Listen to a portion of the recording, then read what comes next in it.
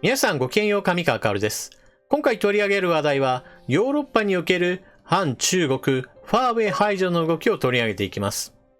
現在世界は米中冷戦というその大きな流れの中にありますが、ヨーロッパも決して部外者ではありません。中国が進めている一帯一路構想は、アジア地域からヨーロッパへとその影響力を広げようとしていて、ヨーロッパも傍観者ではいられないのです。そして、米中冷戦のこの戦いの中において、非常に激しい動きが見られるのが先端産業における戦いです。現在アメリカの株式市場では GAFAM と呼ばれるハイテクトップ企業が世界中からの富を集めています。Google であったり、Apple であったり、Facebook であったり、Amazon であったり、Microsoft であったり、これらの企業に一つ特徴的なのは、市場シェアを取り、そしてそのお金を元にしてさらに自分自身を強化していく、この流れを得ることができれば、世界市場で大きな利益を上げることができる、その実例を彼らは示しています。そして中国が狙っているのもまさにそのような、そうした世界市場での圧倒的優位を築くことが彼らの目標です。そして中国のファーウェイは、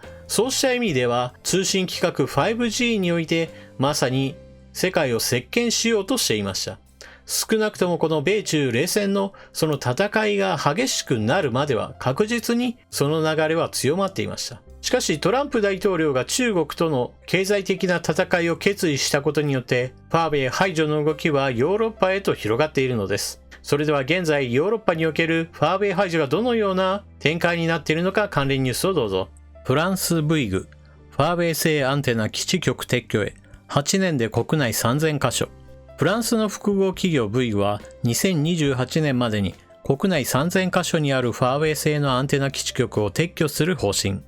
オリビア・ルサ副最高経営責任者が27日明らかにした。同国当局が人口が多い地域を対象にファーウェイ製機器の排除を決めたことを受けた。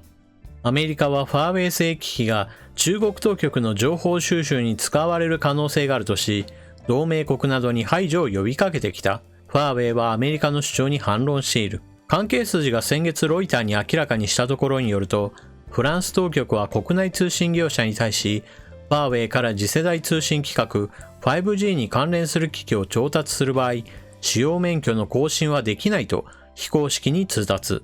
2028年までにファーウェイ製品を事実上排除する見通しとなった。ルサ氏は電話会見で、複数の基地局を段階的に撤去する必要があると述べ、ファーウェイ機器を使っている基地局は3000あると明らかにした。撤去は8年かけて実施し、業績への影響は限定的になるとした。ルサ氏によると、ファーウェイ製の無線通信機器は、ストラスブールやトゥールーズといった都市ですでに禁止されており、パリでも使用できない。フランスで本格的なファーウェイ排除というものが始まったというニュースなわけですが、一方で EU の大国であるドイツでは少し状況は違っています。ドイツテレコム、ファーウェイ排除に反対、CEO が表明。ドイツ通信大手のドイツテレコムは13日、中国の通信機器大手、ファーウェイの製品を排除することに反対の意を示した。ドイツテレコムは次世代通信規格 5G の通信網にファーウェイ製品を使用している。アメリカは同盟国に排除を呼びかけているが、ドイツは今のところ応じていない。ヘッドゲス最高経営責任者が13日の決算説明会で言及した。ロイター通信などによると、同氏はいかなる通信機器ベンダーも政治的な理由でドイツ市場から締め出されるべきではないなどと述べた。近く示されるという政府の方針について、どこかのプロバイダーを明確に排除するようなことはないように見えると述べた。ファーウェイ製品は他社に比べ安価な上に性能が良いとされ、ヨーロッパでは基地局のアンテナなどで広く使われている。アメリカ携帯3位 T モバイル US の筆頭株主でもあるドイツテレコムは6月、自社の 5G 通信網でファーウェイ製品を使うことを表明している。もし政府が排除を決めれば、通信会社には他社製品に交換するためのコストが増えることになる。7月に完全排除を決めたイギリス政府は、20億ポンド、日本円で約2800億円のコストがかかると見積もっている。通信規格 5G、これは第5世代を意味します。ですからこの先も当然あります。第6世代は 5G の次ですから 6G となります。そしてインターネットの産業というものが前世紀から今世紀にかけて発達してきたのは我々もよく知っているところで、この先この業界というものが衰退するかといえばそんなことはありません。むしろますます発展し、生活の基盤となっていくでしょう。例えば車についても自動運転というものが今後当たり前のようになってくれば、そこには必ずインターネットとの接続というのが一つ重要な機能となるでしょう。なぜならば、一つの車が走っていたとしても、見えないところで走っている車と通信することができれば、当然のように衝突などを避けることができますし、速度調整なども相互に行うことによって安全に、そして最高速度で移動することが可能になります。今の話は一台一台の話ですが、これを何百万台何千万台と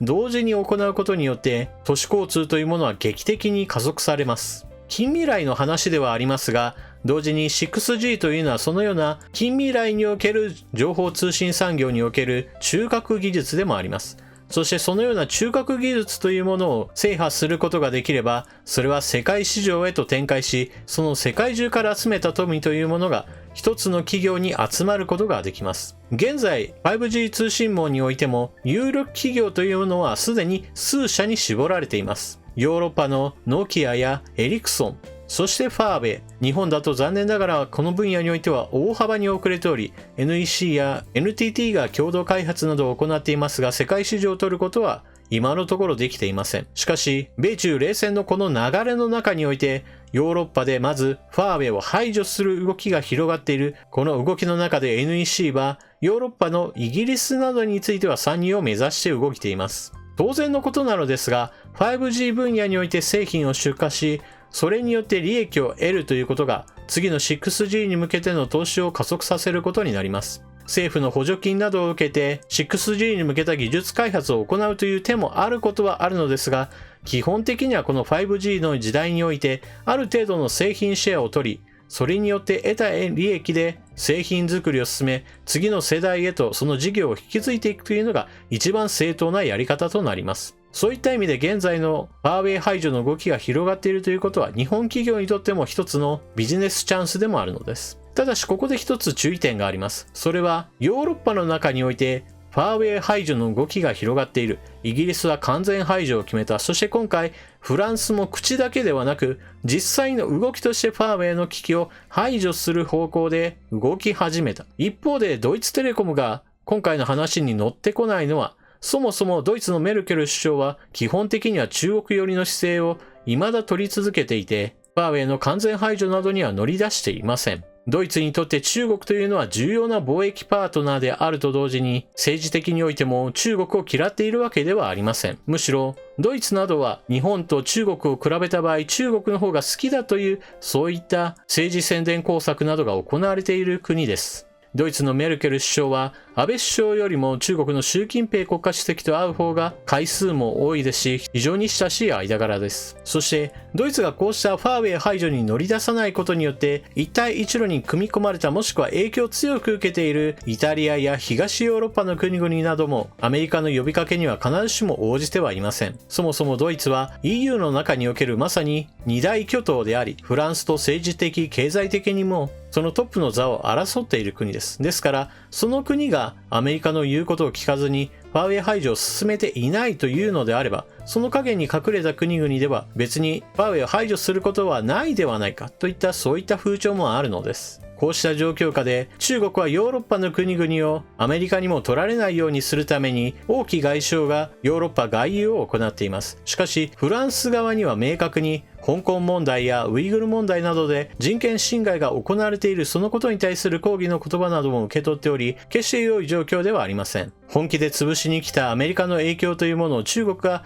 いつまで排除できるかは不明ですが、少なくともファーウェイに関してはそのビジネスが大幅に制限され、まず第一段階としてスマホ市場においては CPU を確保することができなくなり、そして 5G 通信網においても同じように欧米先進国などへの納入などが滞るようになり、彼らのビジネス先というのはそれこそ反米国家やアフリカ大陸といったある程度限定されることになるでしょう。米中冷戦はまだまだ始まったばかりであり、この通信分野においての戦いというものはファーウェイはまだまだ健在と言えます。しかし今後において他の分野などでもアメリカの攻勢というものが強まってくれば、それは中国の経済界にとっても非常に大きなダメージとなるでしょう。皆さんはこのニュースを聞かれてどのようなことを考えたでしょうか。ぜひともコメントしていってください。それでは動画を最後までご視聴いただきありがとうございました。チャンネル登録していない方はぜひともチャンネル登録を、そしてチャンネル登録してもう動画を長く見ているよという人は、ぜひともメンバーへと加入し、私の活動を支援してくださるようお願いいたします。それでは次の動画でまたお目にかかりましょう。またね。